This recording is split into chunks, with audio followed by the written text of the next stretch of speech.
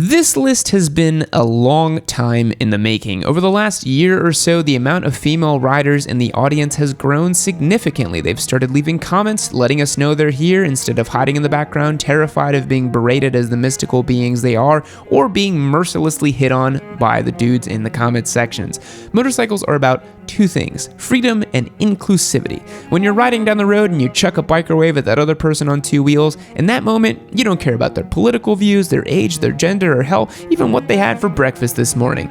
Motorcycles bring us together. So today we are going to do something just for the ladies. In today's episode, we are going to look at 7 motorcycles that are great for female riders. Before we get started though, I need to shout out our beginner bike giveaway. I've got a 2019 Yamaha R3 and a 2018 Suzuki SV650 ready to give away to not one, but 2 lucky winners. Remember, if you sign up before July 4th, I will double your entry count for the first episode we launch. Any way you slice it, these are great bikes that anyone would be happy to ride if they're just starting out. So click the link below and check out how you can get started to win these bikes. Now, some of these are beginner bikes and some of them aren't, but each of these bikes have qualities that take female riders into account. Now, first though, why do we even need to specify that some bikes are better for female riders? Well, because, my duders, the world of motorcycles is predominantly male, so bikes are designed with male anatomy and physiology in mind. Is it fair?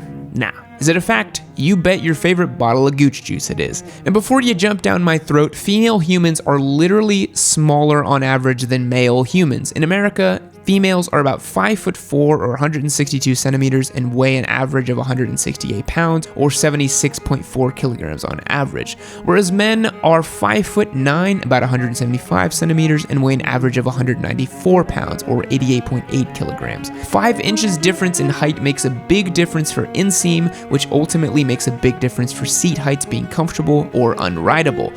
Are there female riders who are 5'10" and weigh 140 pounds and can ride anything? Sure. Just like there's men who are 5'2" and are going to have a tough time with some bikes. People come in all shapes and sizes, but we're going to be working off the average here. Now, not surprisingly, women are the fastest growing segment of new riders, and despite some marketing hiccups in the past, Harley-Davidson has made a point to capitalize on that, to the point that the Harley-Davidson Sportster 883 Super Low is the most popular motorcycle ridden by women. This particular model has been around since 2011 and is considered an entry-level bike. It has a balanced center of gravity that's great for smaller riders. The seat height is 25.5 inches, which is perfect since the average female is 5'4". Even riders who are on the taller side have plenty of room on this bike, but the Super Low is a hit among women because even the shortest of short ladies out there can plant their feet firmly on their ground at a standstill. The Super Low weighs in at 563 pounds, so it's manageable weight, a little bit heavier, and the bucket seat makes it even easier to handle. Factor in the ergonomic handlebars slated for comfort and you've got a pretty clean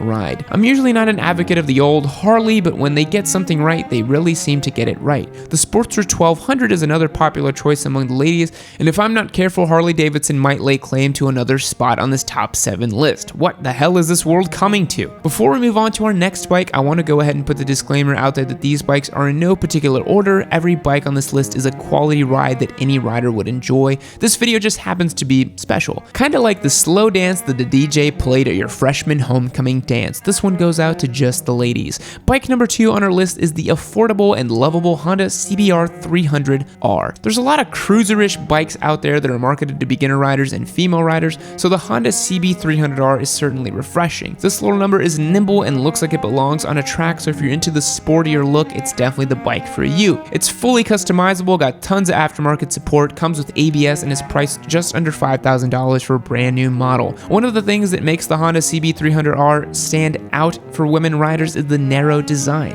It's not as bulky to straddle, which means it's easier to plant your feet because that single cylinder engine. You've got more control and it's just going to be a better fit for smaller humans. This one's a lot of fun. It's got a 6-speed transmission, easy to handle, and it's incredibly nimble.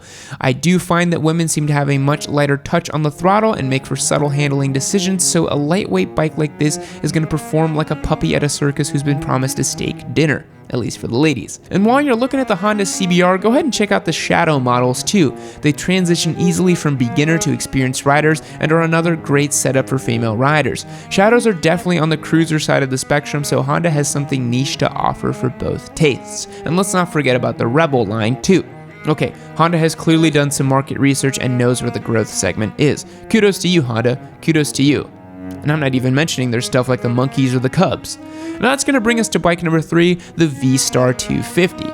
I've discussed small displacement bikes and beginner motorcycles before, and I've made no attempt to hide the fact that most riders do eventually get bored with their starter bikes. And in my opinion, that's a starter bike that's 500-ish cc's or less. Somehow the Vstar 250 managed to have all the things in one magical market-defying two-wheeled lady rider machine. The Vstar 250 weighs in at 326 pounds, so well within a manageable range, and the seat position makes it one of the easiest bikes to scoot around on when you need to straddle walk or walk alongside it. The hard truth is that women just do not have the same muscle mass or upper body strength as their male counterparts, so a bike that's light and designed with a smaller framed rider in mind is going to be ideal. The problem with that is, again, most manufacturers aren't really considering women, so it's a rare gem that looks good, performs well, and fits a female body. And before the comment trolls get rolling and people start threatening to beat me in an arm wrestling, yes, I do know that there are strong women out there. Yes, there are definitely some women who can outlift me, and yes, I do know that women are just as capable as us dudes, so don't come at me with all that girl power stuff and all that. We get it. Back to the Vstar. This is an introductory bike that just won't quit.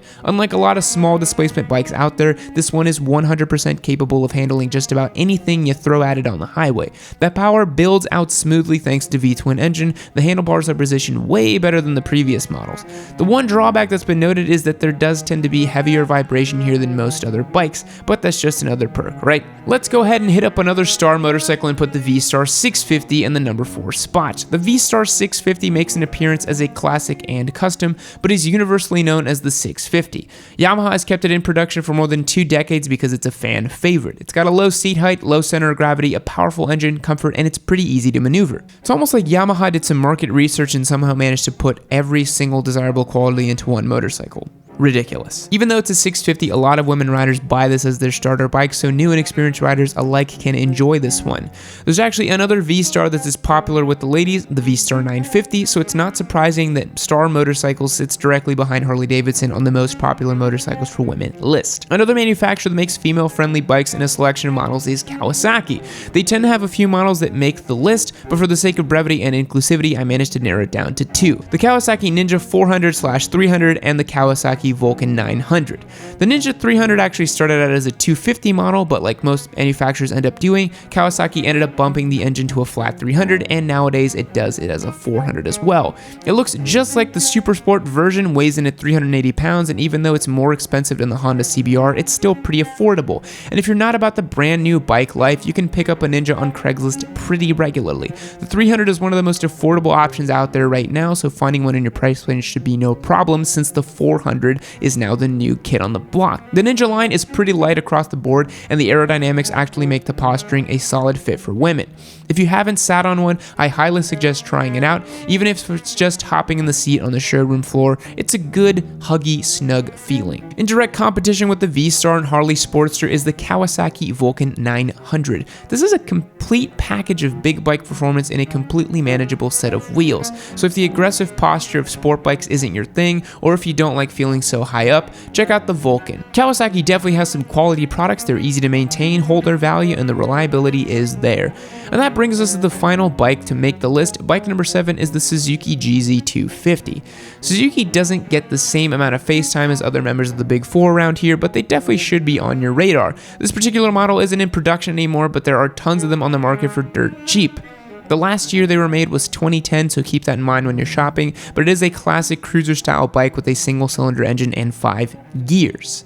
Now, that's a wrap for today, kids. Thanks for hanging out, using a coaster, and remembering to bring your own acai bowl. It's always nice to share some goji berries with friends, and it's good to get all those antioxidants through a reusable bowl. Do me a favor and smash that subscribe button, ring the notifications bell, and let me know if you think I missed any solid options for our lady riders. Now, hear me out. Imagine a place where you can come, learn about bikes, hang out with like-minded individuals, get access to exclusive content, and hang out with me one-on-one. Sounds pretty sweet, huh? What if I told you all you need to do is hit the link below to learn more about it? That's because I'm talking about my Patreon, my dude. It started as the Beginner Bike Giveaway series, and we've still got that going on. As I mentioned previously, the Yamaha R3 and Suzuki SV650 are up for grabs, but the community aspect has really grown to be the best part about it. We've got channels on our Discord server, which is a chat room you can access on desktop or mobile devices for memes, bike purchase decisions, general chats, and more. You also get to participate in our weekly $100 Revzilla gift card giveaways as part of our It Came From Craigslist series. So if you want the best chance to win our giveaway Yamaha R3 and Suzuki SV650 and to join over 866 people who have signed up, hit the link below and join. I promise you won't regret it. Just ask any of our giveaway bike winners or our current members in the comments below. Go to patreon.com/YammieNoob to get started today. I'll catch you guys in the next one. See you later. Fact: the recipe for Coca-Cola is kept in a giant bank vault in Atlanta. Goodbye.